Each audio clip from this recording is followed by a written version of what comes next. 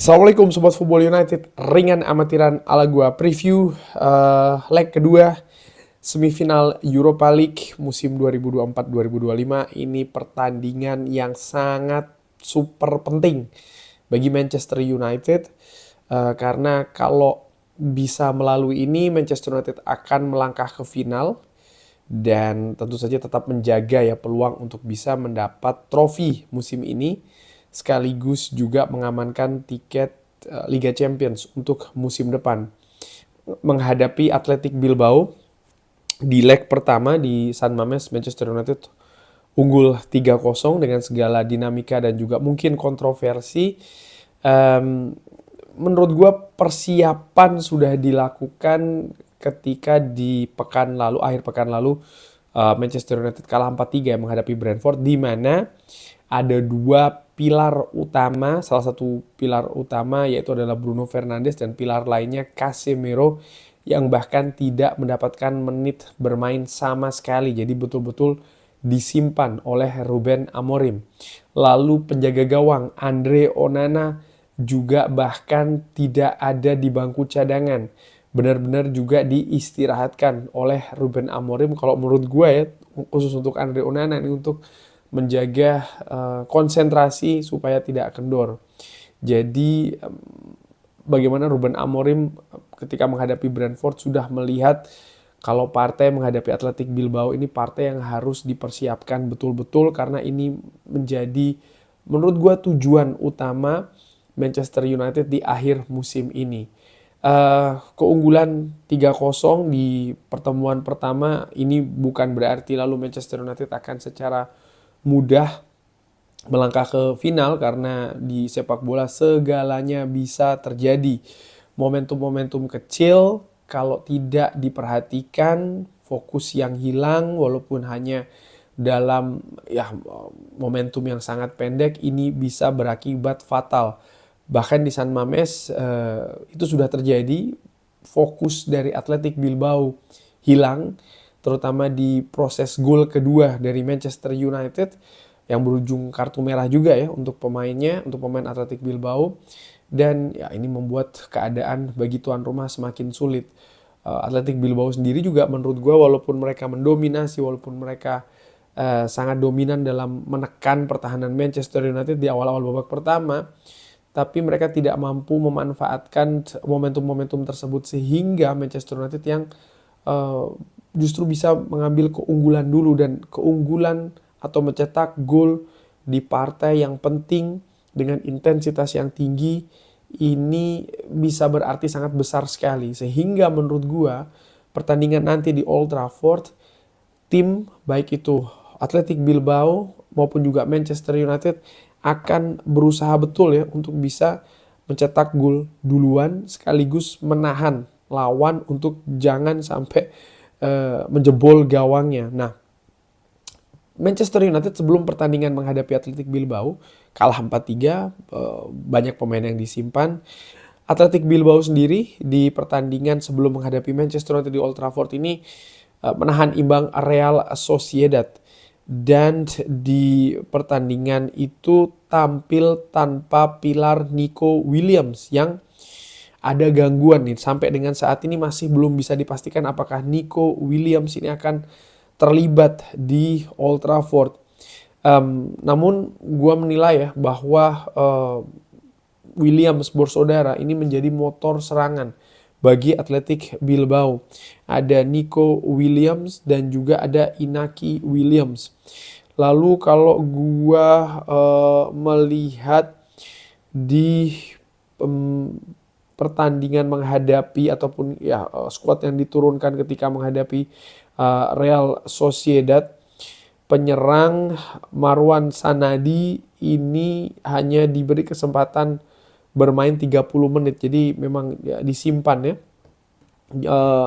Gua menilai Ernesto Valverde pun juga melakukan hal yang kurang lebih sama dengan Ruben Amorim dengan mengatur menit bermain dari para pemain pilarnya. Nah, bagaimana kira-kira situasi nanti di Old Trafford?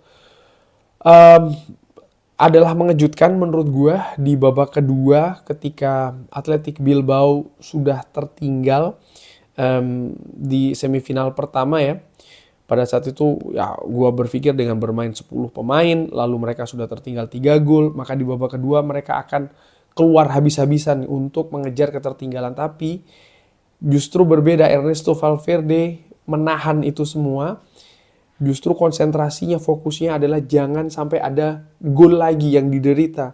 Jadi ada indikasi menurut gua ya bahwa Athletic Bilbao ingin menahan situasi 3-0. Jangan sampai lebih parah lagi, di samping yang mereka berusaha untuk mencari peluang-peluang kecil kalau mereka bisa dapatkan dan mereka maksimalkan untuk mengejar ketertinggalan. Itu tidak terjadi. Athletic Bilbao tidak mampu mengejar ketertinggalan ya, dan Manchester United juga tidak mampu menambah keunggulan. Jadi keadaan sama 3-0. Ada semacam kayak kalau menurut gua ya rencana yang juga sudah diatur bahkan ketika babak kedua ini mulai dari kubu Athletic Bilbao, sehingga menurut gua ini juga akan berpengaruh nanti di leg kedua di Old Trafford. Menurut gua Athletic Bilbao mereka akan tampil habis-habisan, mereka akan ya tingkatkan agresivitasnya, dan agresivitas yang tinggi yang mereka tunjukkan di leg pertama terutama di sebagian besar babak pertama, mereka mampu unggul dari Manchester United dari sisi agresivitas dan juga determinasi. Dan ketika itu yang terjadi, permainan Manchester United tidak berkembang, terutama di lini tengah dan juga lini depan. Manchester United menurut gua memiliki hal positif di lini belakang. Namun apabila terus-terusan digempur, ini juga bisa beresiko. Nah, itu situasi di San Mamés. Sekarang akan bertanding di Old Trafford. Walaupun Manchester United sudah unggul 3-0, ya sebagai tim tuan rumah menurut gua tidak bijak ya, menurut gua secara ringan amatiran tampil di depan pendukungnya sendiri, tampil di depan fans Manchester United. Kalau Manchester United justru tampil terlalu bertahan, menumpuk pemain di belakang, tampil dengan sepak bola negatif. Itu tidak gua harapkan. Maka ada kemungkinan Manchester United walaupun sudah unggul 3-0, mereka pun juga akan tampil tidak tertutup, mereka juga akan tampil terbuka. Karena kalau saja Manchester United bisa mencetak 1 gol, ini sudah semakin dekat lagi Manchester United untuk bisa melangkah lanjut ke final. Dan menurut gue ini juga yang akan dicari oleh Ruben Amorim. Tapi lini belakang fokus tetap harus hati-hati. Athletic Bilbao menurut gue ya mereka akan tampil seperti yang mereka tunjukkan di babak pertama. Manchester United harus kuat lini pertahanannya dan juga harus cepat dalam melakukan serangan. Jarak antar lini juga harus rapat. Kualitas umpan, kualitas kontrol bola ini harus diperbaiki. Pemain Manchester United harus siap dengan tekanan-tekanan juga pressing-pressing ketat dari Athletic Bilbao. Bahkan ya menurut gua inisiatif harus diambil dulu. Artinya apa? Pemain Manchester United juga bisa tampil dengan pressing tinggi, dengan determinasi yang juga tinggi, dengan berani melakukan duel-duel ya, terutama di lini tengah menghadapi pemain-pemain Athletic Bilbao. Jadi menurut gua walaupun Manchester United unggul 3-0 di leg pertama, di leg kedua nanti pertandingan juga tetap akan seru, terutama untuk memperebutkan gol pertama. Jadi gol pertama ini akan sangat penting sekali. Gue harapkan Manchester United tidak kebobolan dulu ya, karena kalau Manchester United kebobolan dulu, secara mental Athletic Bilbao ini akan naik ya. Mereka akan melihat oke, ada peluang dan ini bisa membahayakan. Semoga itu tidak terjadi. Perakiraan formasi ataupun pemain yang diturunkan oleh Ruben Amorim akan kembali ke pemain-pemain inti ya. Gue memperkirakan Andre Onana akan dikembalikan lagi setelah kemarin sempat diistirahatkan ketika menghadapi Brentford sebagai penjaga gawang utama. Manchester United, Harry Maguire, lalu juga Leny Yoro menurut gue akan diturunkan kembali. Victor Lindelof pun juga demikian ya, walaupun Victor Lindelof ada sekitar 15 menit bermain di pertandingan menghadapi Brentford, akan diturunkan di lini belakang center back Manchester United.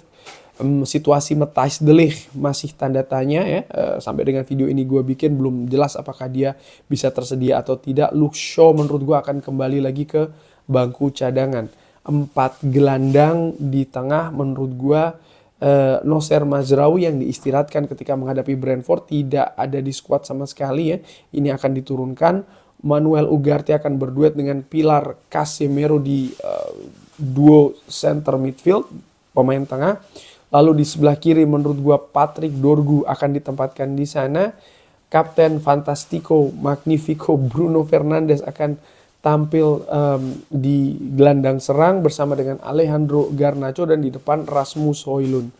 Ada kabar positif tentu saja di skuad Manchester United, terutama kalau melihat Ahmad ya. Ahmad sudah tampil bahkan sudah bisa mencetak gol. Ini hal yang menurut gue sangat positif sehingga pemain seperti Ahmad, pemain seperti Mason Mount, pun juga seorang Luke Shaw menurut gue ya, dengan ya pemain senior ini menurut gue bisa disimpan di bangku cadangan untuk diturunkan untuk merubah situasi di atas lapangan nanti ya sebagai pemain pengganti.